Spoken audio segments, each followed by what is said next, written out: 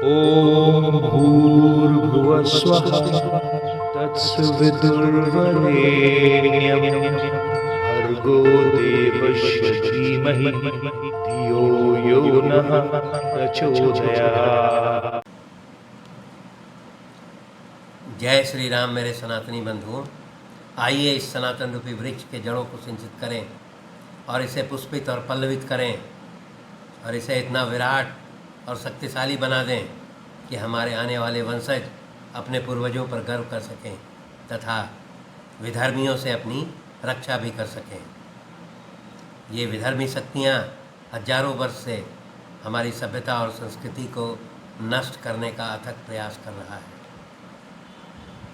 यह रामायण कोई धार्मिक ग्रंथ नहीं है, बल्कि ये हमारे पूर्वजों का गौरवशाली इतिहास है। और जो समाज अपने पूर्वजों के गौरवशाली इतिहास को भूल जाता है वह नष्ट हो जाता है। इसलिए इसे हर एक सनातनी बंधुओं को अध्ययन करना चाहिए। तो आइए हम अपने आने वाले वंशजों का भविष्य जो है वो सुरक्षित करें। पिछले अंक में हम लोगों ने अध्ययन किया कि जब रावण को यह ज्ञात होता है कि राम और लक्ष्मण जो है वो स्वस्थ और जीवित हैं, तो उसे बहुत क्रोध होता है और फिर वो अपने एक बलशाली राक्षस जिसका नाम धूम्राक्ष है उसको बहुत सारे राक्षस सैनिकों के साथ राम और लक्ष्मण को वध करने के लिए युद्ध क्षेत्र में भेजते हैं। प्रारंभ में जो है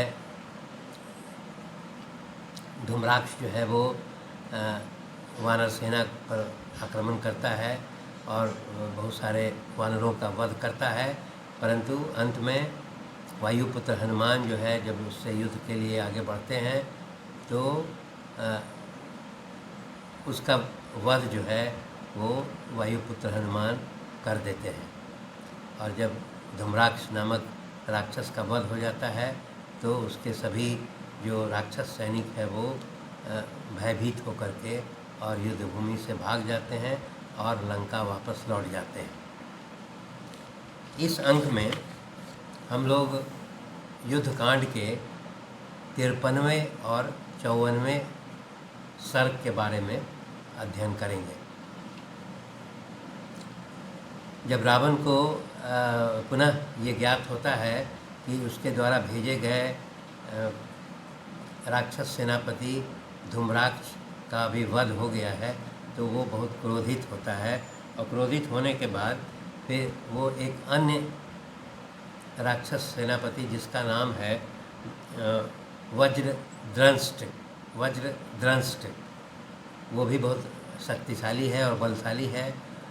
उसको रावण जो है बुला करके और यह आदेश देते हैं कि तुम राक्षस सैनिकों के साथ जा कर के राम और लक्ष्मण का वध करो।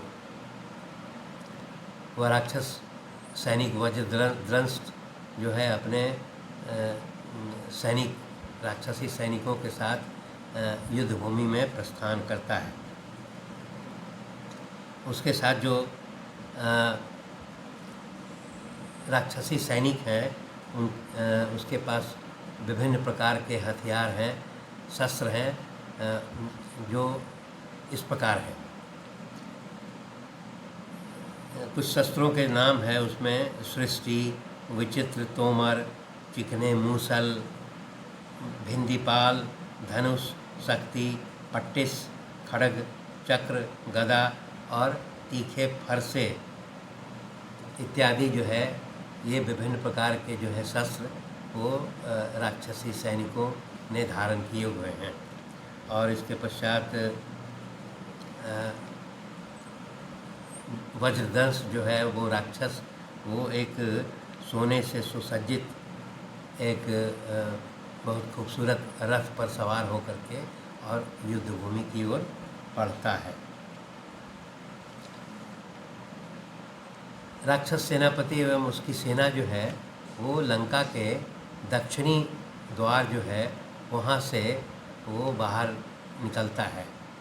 उस दक्षिणी द्वार पर जो है वो बाली पुत्र वानर यूथपति अंगद जो है दक्षिणी द्वार पर जो है अपने वानर सैनिकों के साथ युद्ध के लिए अवस्थित हैं। यहाँ पर भी जो है जैसे पूर्व में दिखाया गया था, वो वज्रदंष्ट भी जो है वो जब युद्ध के लिए आगे बढ़ता है तो वहाँ भी उसे जो है बहुत सारे अशुभ सूचक जो है वो लक्षण दिखाई पड़ते हैं। उस अशुभ सूचक लक्षण को देख करके वो चिंतित होता है, पर अपना धैर्य नहीं खोता है और युद्ध के लिए आगे बढ़ता है।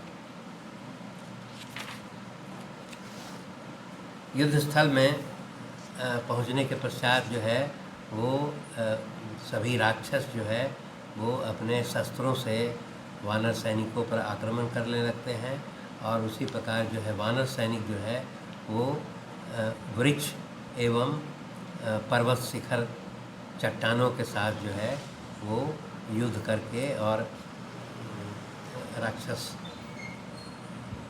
सैनिकों का वध करने लगते हैं। वज्रदंश जो है वो सर्वप्रथम जो है विभिन्न प्रकार के वान के द्वारा जो है वो वानर सैनिकों का भी वध करते हुए आगे बढ़ता है। इस प्रकार दोनों वानर सैनिक और राक्षस सैनिकों में भयंकर युद्ध होने लगता है, और दोनों सैनिक एक दूसरे का वध करने लगते हैं, और युद्ध भूमि में उनके लाशों से जो है वो युद्ध भूमि पट जाती है। और अंगद जो है कि वो अंगद यहाँ पर वो विभिन्न प्रकार के जो वृक्ष हैं उसको उठा करके और राक्षसों का वध करने लगते हैं। इसके पश्चात जो है वो जब अंगद जो है बहुत सारे वृक्ष और शिला पर्वत शिलाओं के द्वारा जब राक्षसी सैनिकों का वध करने लगते हैं, तो अंगद के इस पराक्रम से जो है वो राक्षस सेनापति वज्रदंश जो है वो काफ़ी क्रोधित होता है, और कुपित होकर के वो फिर सभी मुख्य वानरों पर विभिन्न प्रकार के वान से आक्रमण करने लगता है और उनका वध करने लगता है।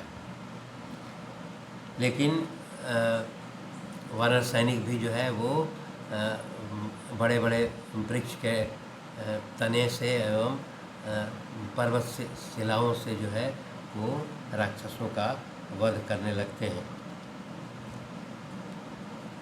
इस प्रकार भयंकर युद्ध जो है वानर सेना और राक्षस सैनिकों में होने लगता है।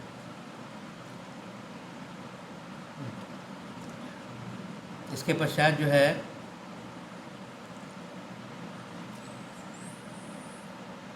अंत में जो है वो वानर सैनिकों के द्वारा जो है वो बहुत सारे राक्षसों का वध किया जाने लगा। वध करने के कारण जो है वो वज्रदंश जो है वो क्रोध से बहुत उत्तेजित हो जाता है, और उत्तेजित होकर के फिर वो वज्रदंश जो है वो अंगद से भयंकर युद्ध करने लगता है। उस भयंकर युद्ध में सर्वप्रथम जो है वो वज्रदंश जो है वो अंगद पर विभिन्न प्रकार के वानरों से आक्रमण करता है, परंतु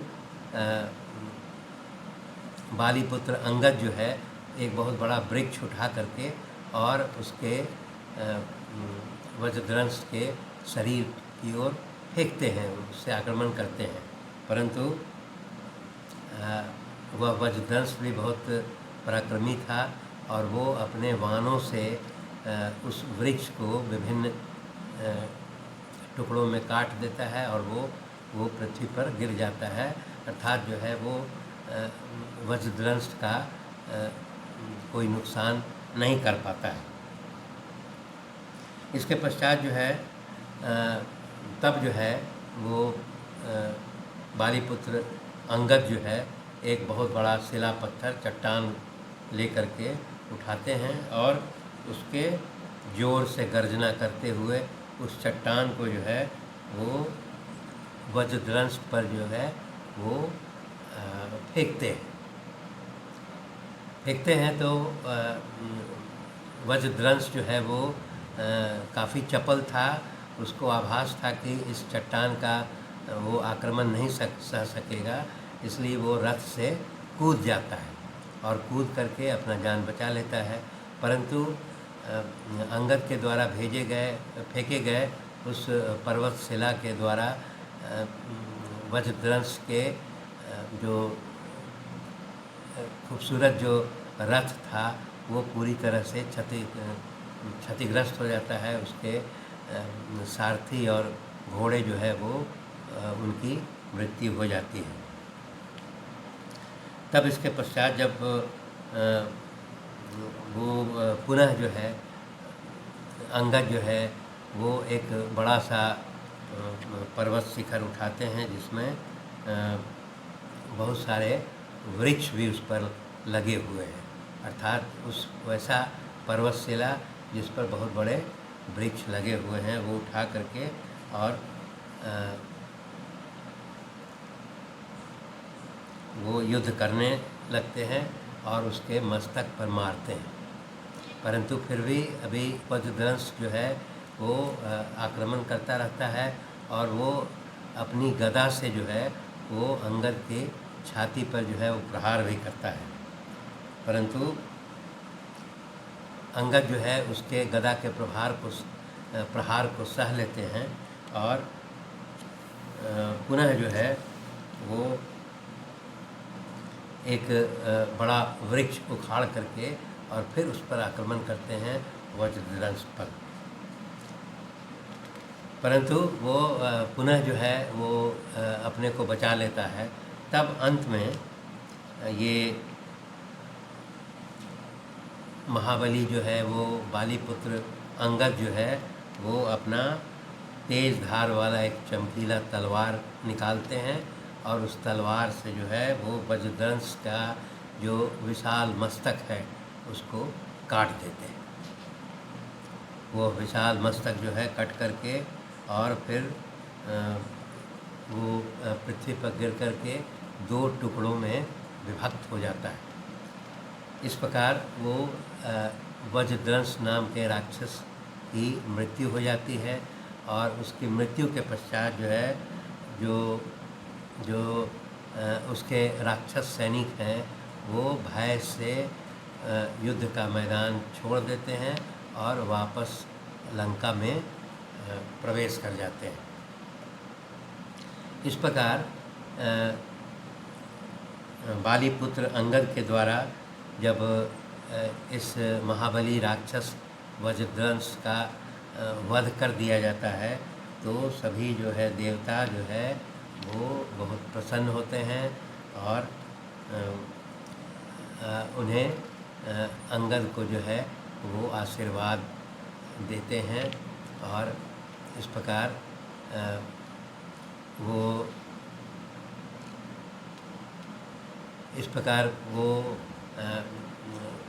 भविष्य में और विजयी होने का आशीर्वाद भी देते हैं।